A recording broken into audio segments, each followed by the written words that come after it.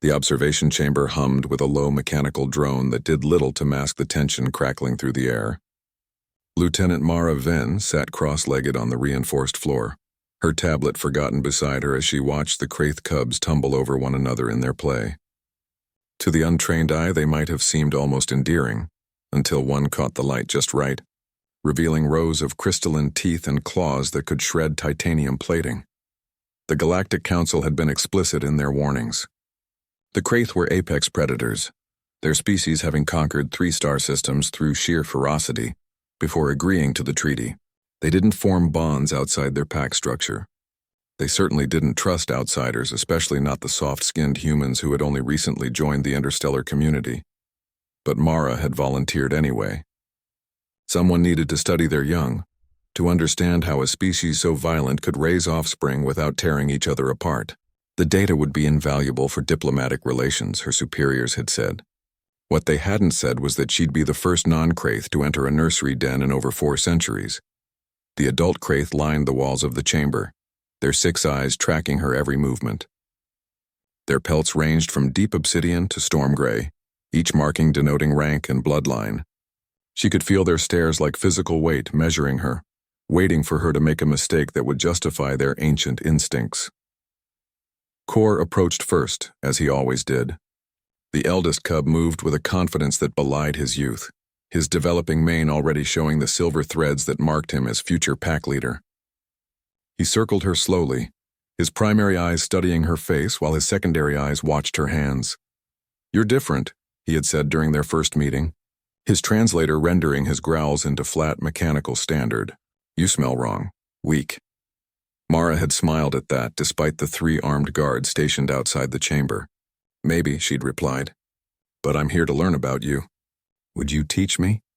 The question had puzzled him. Teaching was for packmates, for blood, not for prey species who wandered into dens where they didn't belong. But over the following weeks something shifted. Kor began to answer her questions, hesitantly at first, then with growing enthusiasm. He showed her how the cubs practiced their hunting stances, how they communicated through subsonic rumbles that her equipment barely registered.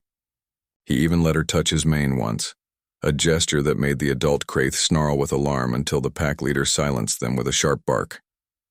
Today, the cubs were restless. A storm raged outside the facility, and even through meters of reinforced walls, the atmospheric pressure changes affected them. They snapped at each other, their play growing rougher, more aggressive. Mara made notes documenting how their behavior changed, how the adults responded with warning growls that kept them from crossing certain lines. Then Sela, one of the younger cubs, broke from the group.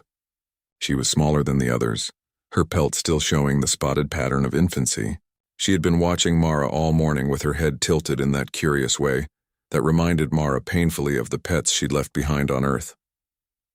Sela approached slowly, her body low to the ground in a posture Mara had learned meant uncertainty. The cub's translator was still learning, her words coming out in broken fragments. "Warm, you?" Mara held very still. The guards outside had raised their weapons. The adult Kraith had gone rigid, every predatory instinct focused on this moment. One wrong move, one sign of aggression, and the situation would deteriorate faster than she could blink. "Yes," Mara said softly. "I'm warm." Sela crept closer, her nose twitching as she processed Mara's scent. Then, before anyone could react, the cub climbed into Mara's lap, circled twice the way young creatures do, and settled against her chest.